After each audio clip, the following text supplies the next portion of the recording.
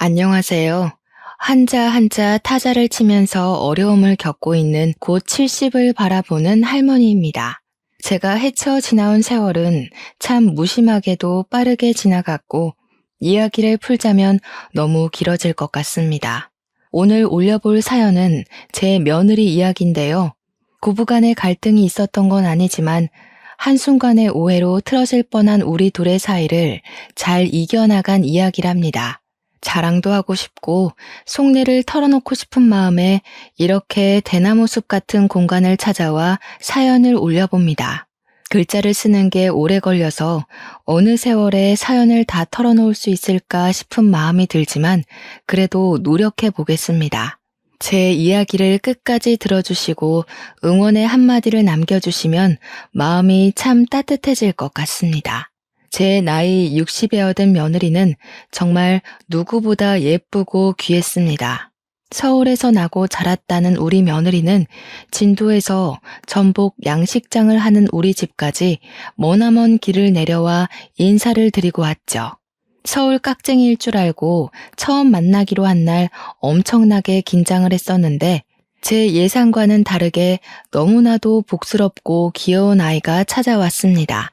웃으면 눈이 반달처럼 바뀌는 그 아이가 제게 인사를 하는데 정말 천사가 내려온 줄 알고 두 눈을 비비기까지 했습니다. 저를 보자마자 어머님 잘 지내보아요 하면서 손을 딱 내미는데 뽀얗고 고사리 같은 그 손이 참 귀여워 보였습니다. 손이 너무 예뻐서 이 손에 어떻게 물을 묻히고 살림을 하나 싶었습니다.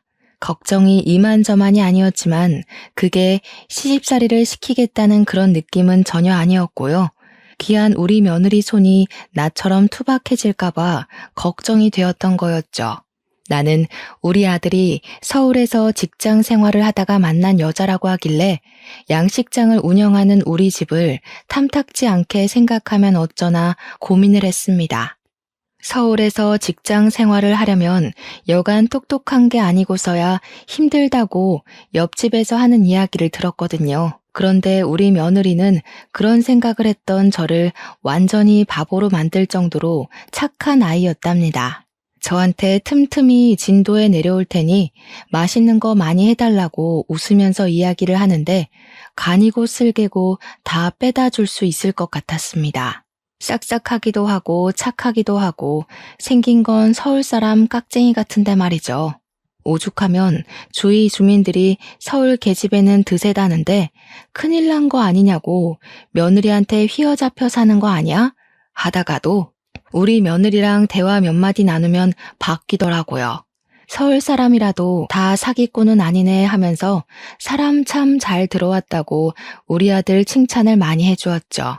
첫인사 온 날 제가 부랴부랴 전복도 구워주고 자연산 미역줄기 따다가 말려 초무침도 해주고 새우도 구워주고 했죠. 그런데 그런 맛있는 음식들 다 뒷전이고 제가 끓인 된장찌개를 한 입 딱 먹더니 우리 며느리가 눈물을 줄줄 흘리는 게 아니겠습니까? 맛이 이상하냐, 뭐가 마음에 안 드냐, 문제 있냐고 놀래서 물어보니까 그게 아니라요 하면서 이야기를 하더라고요. 우리 며느리가 지금 할머니랑 둘이 살고 있는데 할머니가 끓여준 된장찌개 맛이 난다는 겁니다. 갑자기 할머니가 보고 싶어서 눈물이 차올랐다고 말을 하더라고요. 그 이야기를 듣는데 돌아가신 우리 엄마 생각도 나고 저도 눈물이 났어요. 할머니께서 치매도 오시고 몸도 안 좋으셔서 지금 요양병원에 있다고 이야기를 하는데 가슴이 아프더군요. 우리 집 된장은 제가 다 일일이 메주를 써서 만든 거거든요. 비슷한 맛이 나기 힘들 텐데 할머님 음식 솜씨가 정말 좋으셨나 보다 했죠. 그러니까 또 배시시 웃으면서 우리 할머니 음식 솜씨가 끝내주긴 했어요 하더라고요. 상처일지 모르겠지만 부모님은 돌아가신 거냐고 물어보니까 고개를 끄덕이더군요. 맞벌이셔서 어릴 때부터 할머니랑 집에 둘이 살았는데 주말마다 부모님이 오셔서 자기를 데리고 갔다고 하더라고요. 일이 워낙 불규칙하게 돌아가는 바람에 어쩔 수 없이 할머니 손에 자랐다고 그런데 주말에 자기를 데리고 가기 위해서 부랴부랴 운전해서 할머니 집으로 오는 도중에 교통사고를 당하셨다고 하대요. 상대방의 졸음운전으로 일어난 갑작스러운 사고라서 정말 정신이 없었다고, 그날 일은 다시 생각해도 기억하고 싶지 않다고 했습니다. 보험금을 어찌저찌 수령하기는 했으나 할머니께서 많이 노쇠하시고 그날을 충격으로 몸이 아파지기 시작했대요. 그래서 좋은 요양병원에 모시고 싶은 욕심이 있어서 병원비로 죄다 쓰고 있다고 하더라고요. 그러면서 저한테 우물쭈물 이야기를 하대요. 자기 정말 가진 거 하나도 없는데 이 집에 시집을 와도 괜찮겠냐고요. 우리 아들이면 더 좋은 집안 사람 만날 수 있지 않겠냐고, 정말 부족한 자기라도 예뻐해 주실 거냐고, 제가 눈물을 훔치면서 무슨 그런 말을 하냐고 타박을 하는데 우리 남편이 그러대요. 아가야, 이 전북 양식장이 되다 얼만지 아나? 우리 매출이 얼만지는 알고 며느리 하나 못 먹여 살리겠나? 우리가 돈이 없어서 좋은 집안 여식을 드리고 싶은 마음이 있고 그런 거 아니다. 사람이 됨됨이가 되고 서로를 보듬고 아낄 줄 알아야지. 그런 건 걱정 마라. 알겠지? 그 말에 우리 며느리가 또 엉엉 울대요.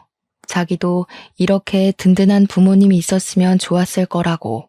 자기만 두고 먼저 가신 부모님이 원망스럽고 밉다고요. 제가 우리 며느리를 안아주면서 이야기를 했어요. 이제 우리가 네 부모인데 무슨 걱정이냐고. 우리 아들 다 필요 없다고요. 딸 하나 들어왔다고 생각할 거니까 걱정 말고 못 부린 응석도 부리고 투정도 부리고 효도도 하라고 필요한 건 다 사주겠다고 했어요. 우리 아들만 가만히 있다가 뭐야, 아들 필요 없다는 거 진짜야? 하면서 은근히 씩씩거렸죠. 이왕이면 할머님이 요양병원에 계시니까 살아계실 때 혼인신고도 하고 결혼식도 하는 게 좋겠다는 생각이 들었어요. 요양병원의 사정을 설명하고 양해를 부탁드렸죠. 결혼식에 할머님을 꼭 초대하고 싶었거든요. 병원 측에서도 양해를 해주셔서 봉사자분이랑 보호사분을 동행해서 결혼식에 참석을 해주시기로 했어요.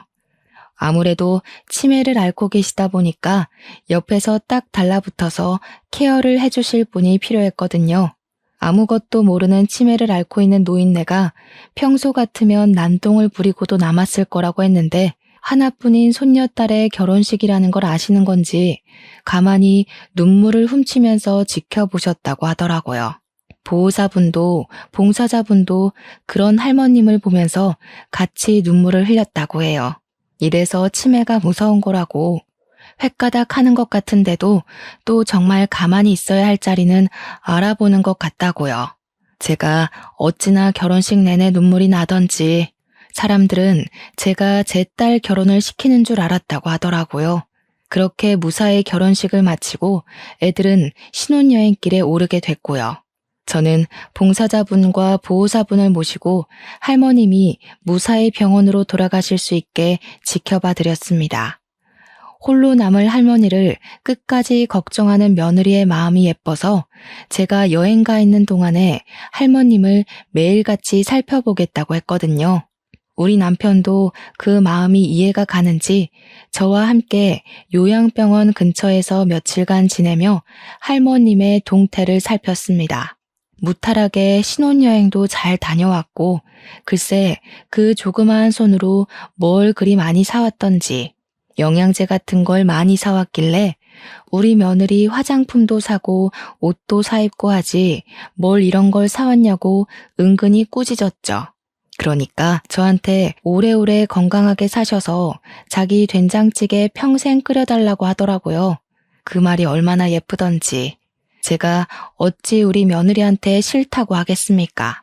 애들이 서울에서 일을 하고 생활을 하다 보니까 욕심만큼 자주 볼 수는 없었죠.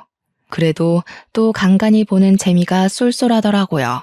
매번 아들 내외가 온다고 약속을 잡으면 하루 전날부터 시장통을 털어서 장을 보고 요리를 준비하곤 했습니다. 제가 빠르게 움직이는 걸 보고 주위에서도 저한테 아들네 부부한테 정말 극성이라고 이거 다 며느리 거냐고 놀래시더라고요. 며느리가 예뻐도 너무 예뻐서 다 주고 갈 거예요 하면 복 받은 거라고 낄낄거리면서 웃고요. 며느리가 그렇게 예뻐? 하기야 그 집 며느리가 복스럽게 생기기도 했고 애가 야무지게 말도 잘하더라 하면서 동네 주민들이 칭찬을 해주셨어요. 그때마다 제 어깨가 얼마나 으쓱했는지 우리 며느리가 참 인간다운 면모를 동네 사람들에게 잘도 보여줬구나 했죠.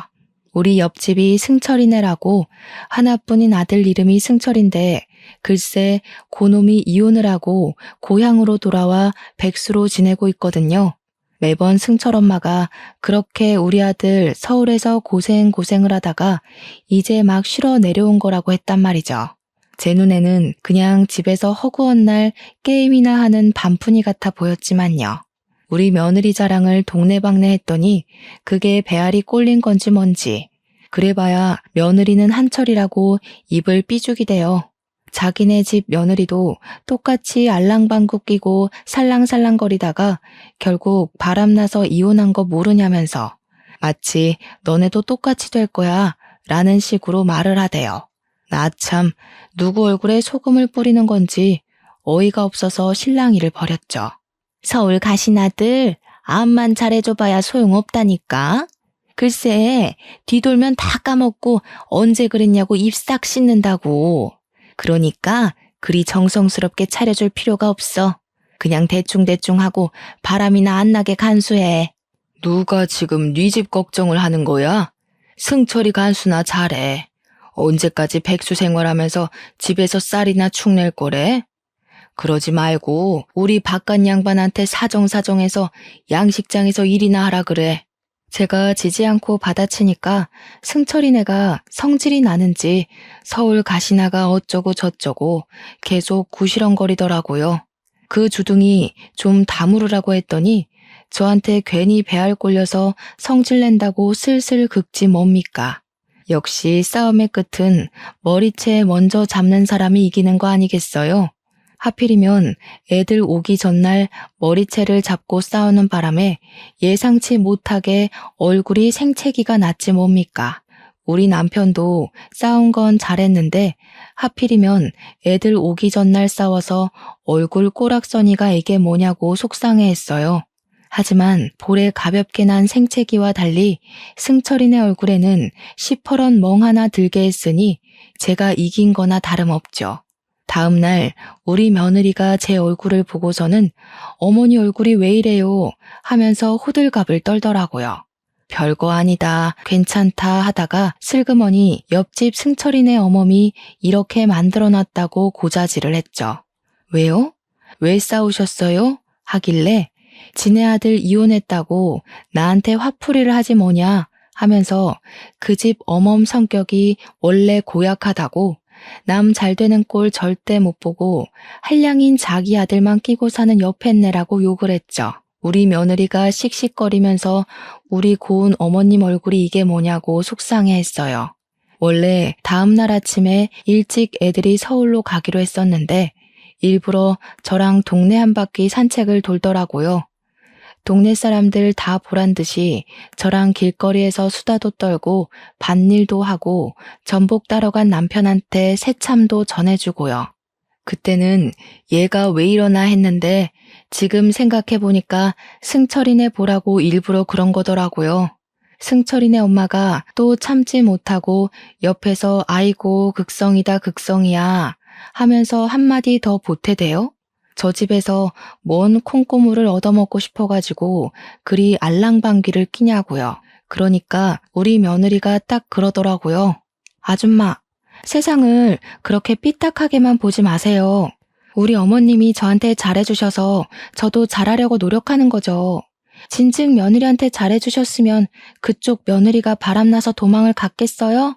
그러니까 승철이네 엄마가 발작 버튼이 눌린 건지 우리 며느리한테 삿대질을 하면서 막 욕을 하는 거예요. 얼굴까지 새빨개져가지고 난리를 치는데 제가 참으면 되겠어요? 절대 못 참죠.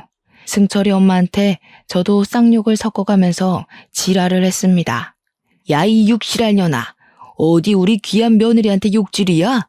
그러니까 우리 며느리도 제 욕에 놀라서 저를 쳐다보고 승철이 엄마는 동네 시끄럽다면서 집에 쏙 들어가더라고요. 동네 사람들이 죄다 승철이 엄마한테 한마디씩 했거든요. 그 성격 안 죽이면 승철이가 새장가 가겠냐고 성격 좀 둥글둥글하게 만들어 살자고요. 그 뒤로는 승철이 엄마가 먼저 나서서 시비를 거는 일이 없어서 편해지긴 했습니다. 그렇게 몇 개월의 시간이 흐른 뒤 우리 며느리를 금이야 오기야 키워주신 며느리 할머니께서 돌아가시게 되었습니다. 남편과 저는 양식장도 제쳐두고 서울에 있는 장례식장에서 3일 밤을 새우고 장지까지 함께했죠. 제 품에서 엉엉 우는 우리 며느리 보니까 정말 제 속이 다 시리고 아프더라고요. 어머님, 제가 전생에 죄를 많이 지었나 봐요 하면서 며느리가 울면서 이야기를 했어요. 할머니가 너무 일찍부터 아프셨었다고. 그래서 마음이 너무 아프다고요. 치매가 일찍 찾아온 것이 너무 가슴 아팠대요. 결혼식도 다 기억하고 증손주까지 보고 가셨더라면 훨씬 좋았을 것 같다고 하더라고요. 저는 하늘에서 부모님이랑 같이 조부모님도 꼭 지켜보실 거라고 마음 건강하게 먹자고 이야기를 했습니다. 그러니까 며느리는 우느라 말도 제대로 못하는 채로 자기 가족들은 다 이렇게 하나둘 떠난다고 어머님 아버님은 자기랑 오래오래 살자고 하대요. 우리 남편도 건강하게 오래오래 살게 기도 같이 해주세요 어머님 하는데 정말 마음이 짠했습니다. 나도 뭐 같이 며느리 붙잡고 울어버렸죠. 그런 걱정하지도 말라고. 내가 100살까지 건강하게 생일 케이크에 촛불 불면서 살겠다고 약속했어요.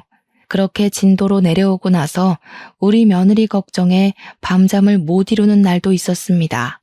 그래서 남편한테 일주일만 집에서 혼자 좀 지낼 수 있겠냐고 우리 며느리 보양식을 좀 해주고 오고 싶다고 했죠. 남편이 오히려 얼른 가보라고 며느리 살 5kg만 찌워놓고 내려오라고 하더라고요. 전복도 싸주고 미역도 싸주고 동네 돌아다니면서 약재도 좋은 거 골라 사서는 서울로 올라갔습니다. 버스 타고 4시간을 달려서 신혼집 앞에서 기다리고 있으니 며느리가 퇴근 후에 와서 보고는 깜짝 놀라더라고요. 오신다고 말씀이라도 하셨으면 터미널에 마중이라도 나갔을 텐데 왜 그냥 오셨냐고 저를 타박했어요. 아니라고 일도 바쁜 애한테 뭘 데리러 오라고 연락을 하겠냐고 혼자 잘 왔으니까 걱정하지 말라고 했죠. 제가 들고 온 짐 보더니 이 무거운 걸 들고 그 멀리서 어떻게 오셨냐고 속상해 하더라고요. 문이나 열어주라고 싱싱한 거 많이 들고 와서 빨리 손질해야 된다고 했죠. 우리 며느리 평생 몸보시는 내가 다 시켜주마 하면서 산의 진미 어우러진 밥도 해주고 제가 만든 된장도 듬뿍 퍼왔죠. 며느리가 된장찌개 먹고 할머니를 그리워했던 게 생각이 나더라고요. 그래서 이거 끓이는 방법 알려줄 테니까 그대로 따라 하기만 하면 그 맛이 날 거라고 했어요. 우리 집 된장은 내가 기가 막히게 담가서 그냥 물만 넣고 끓여도 맛있어 하니까 또 울더라고요. 어머님 없었으면 저 너무 외롭고 힘들었을 거예요. 감사해요 하는데 우리 며느리 눈 퉁퉁 부을까봐 걱정이 되더군요. 그만 좀 울라고 이렇게 울다가 탈진할 것 같아서 무섭다고 했어요. 우리 남편이 그러는데 우리 며느님 살 5kg 찌우기 전에는 집으로 돌아올 생각 말라더라 하면서 일부러 더 웃었습니다. 그러니까 또 배시시 웃으면서 어머님 저 5kg 살찌면요 옷 새로 다 사야 해요 하더라고요. 그래서 저도 웃으면서 니네 시아버지한테 사달라고 하면 바로 다 사줄 거라고 걱정하지 말라고 했죠. 저한테 며칠이나 지내다가 가실 거냐고 오래오래 있으세요 하길래 일주일 정도 생각하고 왔다고 이야기를 했습니다. 그랬더니 자기는 너무 좋다고 일주일 내내 된장찌개만 먹어도 행복할 것 같다고 그러더라고요. 제가 무슨 할 줄 아는 음식이 된장찌개 뿐이겠습니까? 일주일 내내 기대하라고 했죠. 내일은 삼계탕에 전복 넣어서 푹 끓여줄 거고 수요일에는 사골국 끓여줄 거야 하면서요. 우리 며느리가 저한테 너무 고생하는 거 아니냐고, 자기는 아무거나 줘도 다 잘 먹으니까 어머님도 서울 구경하라고 하대요. 서울이 여간 복잡한 게 아니라서 혼자 다니기 힘들 것 같다고 하니까 아쉬워하더라고요. 미리 알았으면 휴가를 내고 서울 구경 시켜드릴 걸 그랬다면서요. 마음이 너무 기특해서 더 잘해주고 싶더라고요. 열심히 일주일간 밥해다 먹이고 토요일에 버스 타러 터미널에 가는데 아들이랑 며느리가 굳이 진도까지 데려다 주겠다고 하더라고요. 멀다고 일주일간 너네도 나 때문에 피곤했을 텐데 집에 가서 쉬라고 하니까 며느리가 그러더라고요. 우리 엄마가 혼자 그 먼 거리를 왔다 갔다 한다고 생각하면 자기 마음이 너무 불편할 것 같다고요. 그러니까 어머님도 자기가 하고 싶은 대로 할 수 있게 해달라고 하대요. 그 고집을 도무지 꺾을 수가 없어서 아들 내외 차를 타고 진도까지 내려왔습니다. 진도까지 도착해서 남편이랑 아들은 술 한잔하고 하루 자고 일요일에 올라간다고 하더라고요. 일요일 아침에 해장국 끓여서 먹이고 이제 서울 올라가라 하니까 며느리가 저한테 봉투 하나를 내밀더라고요. 이게 뭐냐? 하고 물어보니까 일주일 동안 밥 해주셔서 너무너무 감사했다고 용돈 드리는 거래요. 그래서 제가 아가 됐다고 내가 뭐 용돈 받으려고 밥 해준 거 아니다. 마음만 받겠다고 했죠. 제 마음이에요. 제발 받아주세요 하면서 살랑살랑거리는데 우리 바깥 양반이 거참 애들 바쁘다는데 빨리 받아도 하더라고요. 제가 못 이기는 척 받아서는 액수를 세보니까 무려 50만 원이나 넣어두었더라고요. 애들도 애 낳고 살려면 돈 많이 모아둬야 할 텐데 애들 보내고 바깥 양반한테 이야기를 하니까 애들이 무슨 돈이 있어서 그리 많이 넣었냐고 하더라고요. 그러니까 하고 대꾸를 했더니 며느리 계좌번호 알고 있지? 거기로 100만 원 용돈 쓰라고 넣어줘 하대요. 좋은 생각이다 싶어서 며느리 계좌로 100만 원을 넣어줬죠. 요즘은 바로바로 알림이 가서 확인이 가능한지 며느리가 바로 전화를 해서는 어머님 하고 소리를 치는 거예요. 이 돈 뭐냐고. 무슨 돈을 100만 원이나 넣으셨어요 하길래 차비다 했습니다. 나도 내 마음대로 할라니까 그 돈 너 다 써라 했죠. 생긴 건 영락없는 깍쟁이가 어찌나 마음이 곱고 여린지 고맙습니다 하면서도 훌쩍이 돼요. 그렇게 1년의 시간이 훌쩍 더 흘렀습니다. 며느리와 아들은 여전히 깨를 볶으면서 살고 있었고 우리 부부도 아들 내외를 보면서 행복해했죠. 한 달에 한 번은 꼭 진도에 내려와 얼굴 도장을 찍는 아들 부부를 보면서 우리가 자식 동사는 성공했구나 싶었습니다. 남편의 전복 양식장 또한 거래처가 늘면서 점점 일손이 부족하게 되었고 놀고 있는 옆집 승철이를 불러다가 일을 시키곤 했죠. 승철이네 엄마랑은 그렇게 싸운 이후에 사이가 서먹서먹했지만 아들 일 시켜준다고 하니까 또 고맙다고는 하대요. 그러길래 이웃한테 미리미리 잘하고 했으면 얼마나 좋겠어요. 자다가도 인맥만 잘 쌓으면 콩고물이 턱턱 떨어지는 세상인데 며느리는 일주일에 2-3번씩 전화로 수다를 떨고 안부를 전했고 저는 그런 며느리와 통화하는 시간이 제일로 기다려졌습니다. 그러던 어느 날 상기된 목소리로 전화가 와서 급하게 전할 이야기가 있으니 주말에 찾아오겠다고 하더라고요. 무슨 일이라도 생겼나 싶어서 주말까지 잠도 못 자고 며느리만 기다렸죠. 며느리는 저를 보자마자 어머님 아주 좋은 소식이에요 하더라고요. 우리 며느리가 글쎄 임신을 했다는 것이었습니다. 아직 7주 차라 심장 소리밖에 못 들었는데 엄청 빨리 뛴다고 하면서 어머님 너무너무 보고 싶었어요 하더라고요. 진도까지 왜 내려왔냐고 우리가 서울로 가면 되는데 했더니 하루빨리 소식을 전하고 싶었대요. 입덧은 없니? 하니까 다른 건 모르겠고 제가 끓여준 해물 뚝배기가 너무 먹고 싶었다고 하더라고요. 새우랑 전복이랑 동죽 쪽에 팍팍 넣어서 된장 육수 내어가지고 끓이는 그 해물 뚝배기가요. 진도에 있는 내내 해물 뚝배기를 끓여주고 서울로 애들을 올려보냈습니다. 며느리가 저한테 너무너무 행복하다고 하더라고요. 뱃속에 자기 피가 섞인 새 생명이 있다는 사실이 죽을 만큼 좋다고 했습니다. 그 뒤로 우리 며느리는 임신 기간 내내 진도에 자주자주 찾아왔습니다. 저랑 같이 제가 만든 작은 텃밭에서 방울토마토도 따다 먹고 고추를 따기도 했고요. 상추를 따서 고기랑 같이 싸 먹으면서 유기농이 최고라고 웃기도 했고요. 우리 남편이 소 잡는 날이면 장터에 가서 좋은 소고기를 사와서 그걸 같이 구워 먹고 했네요. 남편이랑 아들이랑 소주 한 잔씩 할 때면 며느리가 입맛을 쩝쩝 다시는데 그게 얼마나 귀여웠는지. 무알코올 맥주인가? 그런 걸 사다 놓기도 했어요. 애 낳으면 나랑 실컷 마셔보자 하니까 입을 셀쭉이면서 어머님 술 못 드시잖아요 하더라고요. 출산할 때까지 내가 술 배워두겠다고 후원장담을 했죠. 진도에 올 때마다 뭘 그렇게 사오는 건지 제발 빈손으로 오라고 해도 말을 듣지 않더라고요. 그게 다 우리 며느리의 정성이라고 생각하니까 마음이 몽글몽글해지면서 너무 행복하긴 했지만요. 그런데 이렇게 행복하면 꼭 불행한 일이 찾아온다고 하잖아요. 우리 가족의 행복함은 그리 오래 가지 않았습니다. 우리 며느리가 회사를 계속 다니고 있었거든요. 막달이 될 때까지 육아휴직을 미루겠다고 일에 욕심을 내고 있었단 말이죠.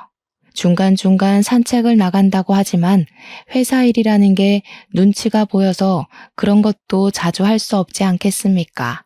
오랜 시간 앉아서 일만 하니까 배가 불러오기 시작하면서부터 점점 뭉치는 듯한 느낌이 있었다고 하더라고요. 임신 7개월 차에는 다리도 많이 붓고 배 뭉침이 심해지는 것 같아서 걱정이 되고 있었는데 회사에서 앉았다가 일어서는데 글쎄 머리가 핑 돌더랍니다. 살도 적당히 잘 찌고 있었고 몸 관리도 잘하고 있긴 했는데 병원에서 아이가 주스보다 조금 작다고 하긴 했었대요. 그래도 아직 막달이 되지 않았고 막달에 애들이 쑥쑥 큰다고 해서 별 걱정은 하지 않고 지냈다고 하더라고요. 입맛이 돌 때는 확 돌아도 평소에는 당기는 게 별로 없어서 끼니를 자주 거르기도 했고 그러다 보니 빈혈기가 갑자기 왔는지 그대로 회사에서 쓰러지고 만 것이었습니다. 문제는 쓰러지면서 의자에 배를 부딪혔는데 그때 아이가 충격을 심하게 받은 건지 운이 나빴던 거라고 의사 선생님은 말씀하시더라고요. 갑자기 자궁이 심하게 수축을 했고 양수가 터져버리고 만 것이었죠. 회사에서 일어난 일이라 사람들이 급하게 119를 불렀으나 신속하게 처치가 이루어지지 못했대요. 조산을 하게 되었고 응급처치도 늦어버렸고 병원에 이송이 되어서 아이를 꺼냈을 때는 이미 아이가 숨을 쉬지 않게 된 후였던 거죠. 우리 며느리는 7개월 동안 품었던 아이를 한순간에 잃어버리고 만 것입니다. 저는 밭일을 하고 있었고 남편은 양식장에 있다가 연락을 받고 바로 서울에 있는 병원으로 달려갔습니다. 아이에 대한 생각보다는 우리 며느리 어쩌면 좋냐고 며느리가 괜찮아야 하는데 하면서 발을 동동 굴렀죠. 몇 시간이 지나고 나서야 겨우 서울에 도착해서 입원해 있는 며느리를 딱 봤는데 며느리가 눈물 한 방울도 흘리지 않고 멍하니 저를 바라보고 있더라고요. 저한테 어머님, 아기가 없대요 하는데 제 가슴이 찢어지는 듯 했습니다. 배를 만지면서 이 뱃속에 3개월은 더 버텨줬어야 할 우리 아이가 이제는 없대요 하는데 정말 며느리의 처절함이 뼛속까지 깊게 새겨지는 기분이었습니다. 눈물도 그리 많던 우리 며느리가 울지도 않고 있으니 제 속이 썩어 문드러졌죠. 오히려 제가 엉엉 울면서 아가야 괜찮다 괜찮아 네 몸만 건강하면 그걸로 된 거라고 이야기를 했어요. 그러니 며느리가 아니라고 고개를 절레절레 젓더라고요. 어머님, 내 가족들은 전부 죄다 죽어나가요. 제가 도대체 무슨 죄를 지어서 나한테 이런 시련이 오는 걸까요? 나는 왜 제 피가 섞인 가족을 두면 안 되는 걸까요? 저는 무서워요. 이러다가 어머님도 아버님도 남편도 다 잃어버릴까 봐요. 저는 며느리의 두 손을 꼭 잡고 이야기를 했어요. 애는 또 가지면 된다, 응? 아이는 다시 찾아올 거야. 그러니까 너무 상심하지 마. 나는 평생 여기 있을 거야. 내가 우리 며느리 지켜줄게. 며느리는 며칠 동안 말을 잃어버린 사람처럼 입을 떼지 않았습니다. 그 뒤로 아들은 회사에 출근을 해야 했고 남편은 전복 양식장을 계속 돌봐야 하는 시기였기에 제가 며느리 옆을 지키기로 했죠. 우리 며느리는 저와 함께 서울에 있는 집에 들어가서도 말을 한마디도 하지 않고 밥도 먹지 않고 무기력하게 지냈습니다. 너무나도 기력이 없어서 제가 쓱 밀면 툭 쓰러질 것 같은 사람처럼 굴었어요. 하루 종일 소파에 앉아 멍하니 천장만 바라보고 이제는 툭 튀어나오지 않은 배를 어루만지기도 하고요. 처음 일주일은 그럴 수 있지 하고 넘겼고 2주일째엔 제가 눈물을 흘리면서 며느리를 위로했습니다. 3주째에는 제가 억지로 밖으로 끌고 나가면서 바깥 공기를 쐬자고 했지만 며느리는 시체처럼 가만히 있었고요. 한 달째에는 저도 많이 지치고 말았습니다. 며느리의 마음이 회복될 때까지 기다렸어야 했는데 제가 며느리에게 화를 내고 말았어요. 아이는 또 가지면 되지 않겠니? 너네 결혼 생활에 아이가 그 아이 하나이려고? 그 말이 끝나기 무섭게 며느리가 저를 확 째려보면서 소리를 치더라고요. 제가 며느리를 본 이후에 처음으로 보는 모습이라 덜컥 겁이 날 정도로 무서웠습니다. 저에게 고함을 지르면서 어머니 가세요. 진도로 내려가시라고요. 옆에서 이렇게 귀찮게 하지 마시고 내려가세요. 저 신경 쓰지도 말고 제발 없는 사람 취급하면서 그렇게 사시라고요. 하는 겁니다. 저도 감정이 북받쳐 올라서 며느리의 말에 시비를 걸고 말았죠. 나는 뭐 여기 있고 싶어서 있는 줄 알아? 다 너 보살피려고 이러고 있는 거 아니니? 너는 내가 우습지? 고마운 줄도 모르고 어떻게 진도에 내려가서 신경도 쓰지 말고 살라는 말이 나와? 격해져 버린 감정은 주워 담기에는 많이 흘러넘치고 말았습니다. 제가 소리를 지르면서 같이 이죽거리니까 그제야 며느리가 참았던 눈물을 뚝뚝 흘리더라고요.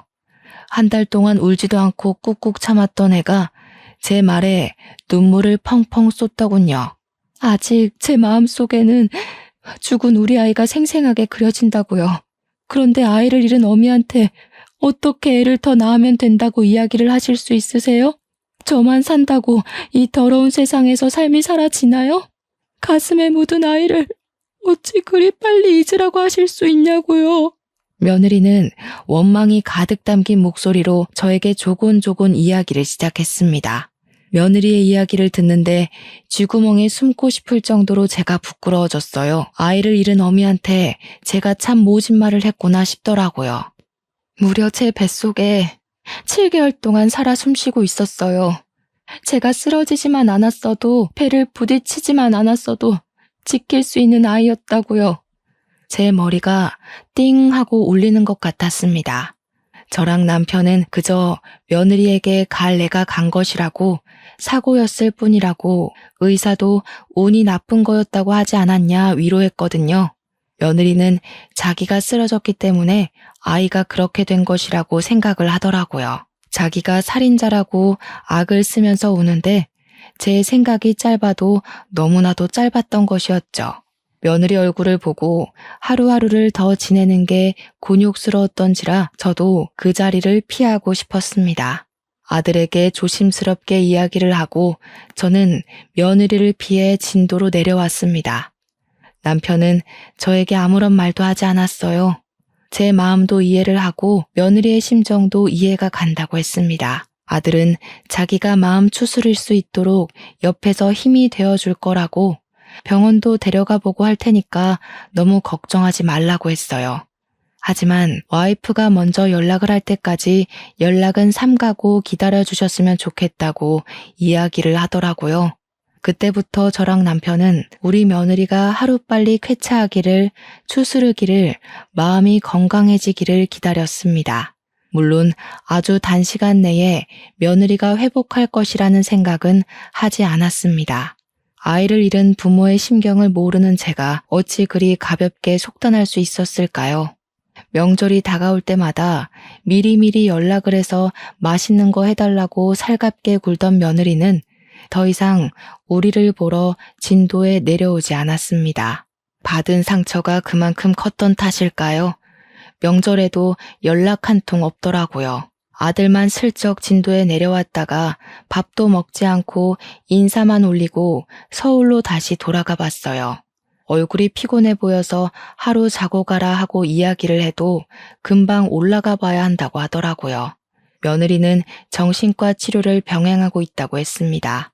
엄청난 무기력증과 우울증이 동반되는 바람에 입원 치료까지 권유를 받았다고 했어요. 당연히 회사에도 병가 처리를 하고 길게 쉬기로 했고 약도 한 움큼씩 먹는다고 하더라고요. 남편은 그런 며느리가 너무나도 걱정이 된다고 했습니다. 저와 남편은 잘 이겨낼 수 있을 거라고 아들을 다독였고요. 우리 아들이 죽어가는 얼굴로 와서 인사만 쏙 드리고 서울에 올라가니까 방정맞은 옆집 승철이네만 신이 났습니다.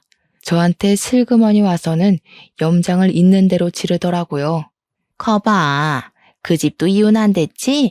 잘하는 며느리라고 해봐야 3년을 못 간다니까. 우리 예전 며느리 봐봐. 3년도 안 돼서 이혼했잖아. 아무튼 서울 것들이 다 그렇고 그렇다니까.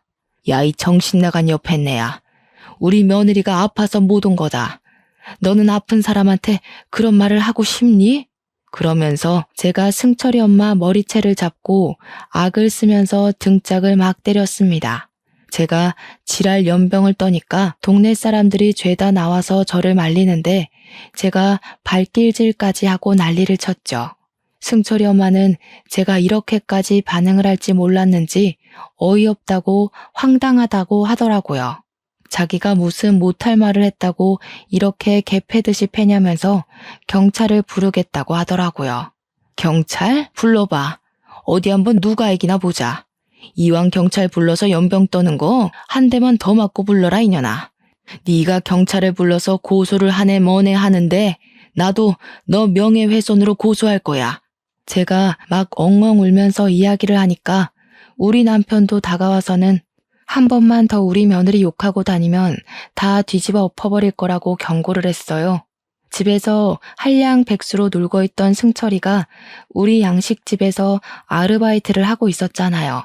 그걸 들먹이면서 두 번 다신 승철이를 양식장 근처에도 못 오게 하겠다고 하니까 그제야 우물쭈물 하더라고요.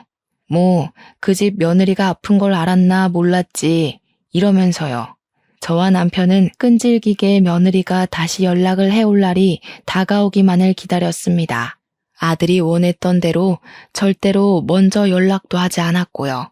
간간히 아들에게서 듣는 며느리 소식으로 만족해야만 했죠. 그렇게 1년을 기다리고 2년을 기다렸습니다. 우리 며느리는 점차 호전이 되고 있는지 아들이 전화하는 횟수도 진도로 내려오는 횟수도 늘어났습니다. 아들의 근심이 가득했던 얼굴도 점차 활기를 찾기 시작했고 집에서도 며느리랑 대화하는 시간이 늘었다고 하더라고요. 며느리는 오랜 병가를 지속할 수 없어 결국 회사를 그만두게 되었다고 했습니다. 일에 참 열심이던 며느리가 이렇게 허무한 퇴직을 하게 되었다고 하니 제 마음이 싱숭생숭했죠.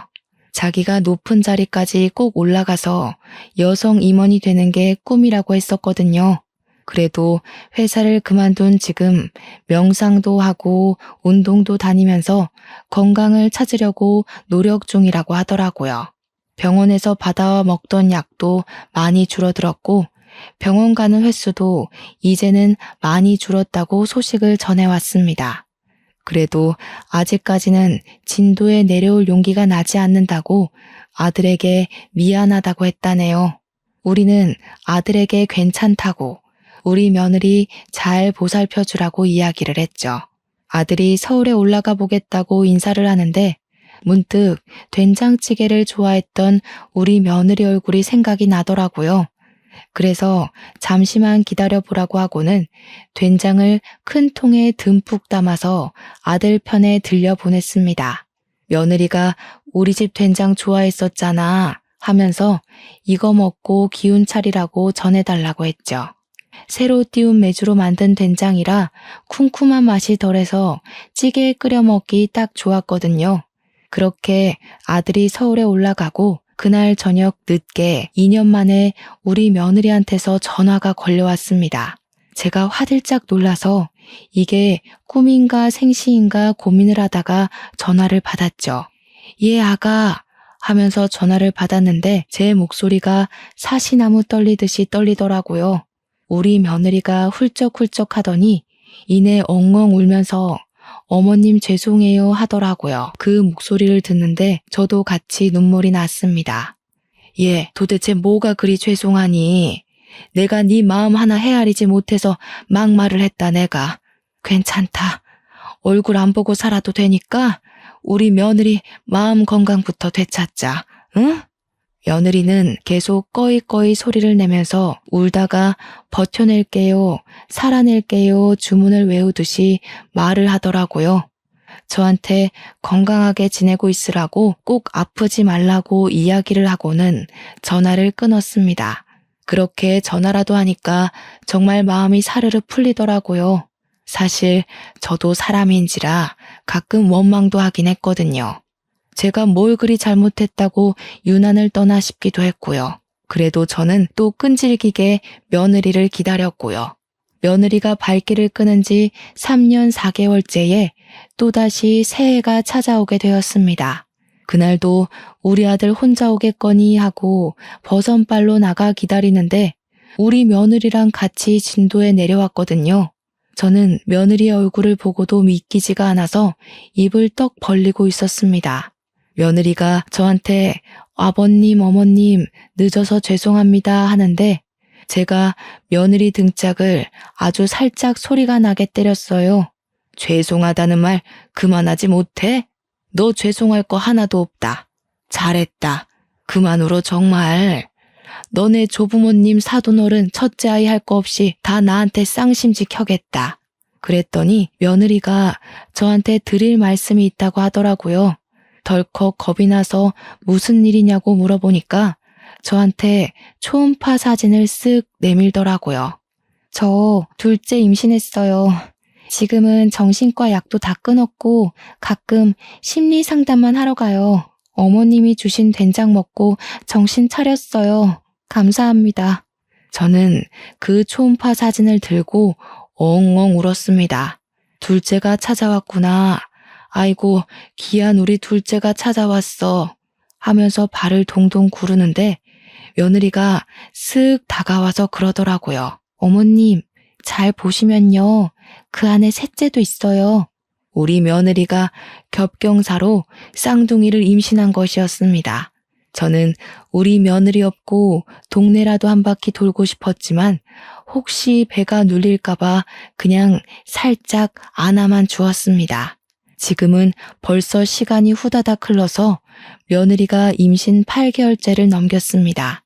쌍둥이들이 무럭무럭 자라난 덕에 9개월 차에 진입하자마자 제왕절개 수술을 통해서 출산을 한다고 하더라고요. 그래서 다음 주에 서울에 올라가서 우리 딸 같은 며느리 산후조리까지 제가 수발을 다 들어주려고 합니다. 며느리의 소원대로 우리 가족 건강하게 오래오래 행복하게 살 수 있도록 모두들 기도해 주시기 바랍니다. 며느리의 무사 출산까지 응원 부탁드립니다. 제 사연을 들어주신 여러분 감사합니다.